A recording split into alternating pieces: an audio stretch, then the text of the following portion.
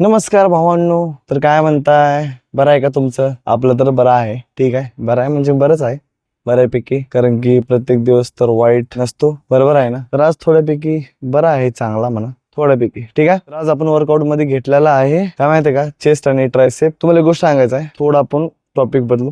ठीक आहे. तर शुक्रवारी आपण चेस्ट, ट्रायसेप, बॅक बायसेप घेतलेला आहे. कारण की शनिवारी जिम बंद होती, म्हणजे चालू होती. कारण की जिमला 2 वर्ष कंप्लीट झालते, म्हणून कार्यक्रम होता. आपण कार्यक्रमाला नाही आला, तेवढं झोप काढलं. ठीक आहे. तुम्हाला माहितीच आहे आपल्यामध्ये किती आळसपणा आहे. आला असतो तुम्हाला दाखवलंच असतं, तर सॉरी. ठीक आहे, नेक्स्ट टाइम आपण बघू, बरं का भावांनो, पुढल्या वर्षी. आता आपण टॉपिक आपल्या आजच्या बद्दल बोलू. ठीक आहे. जे गेला ते गेला, ते परत तर नाही येणार ना, गेलेला दिवस.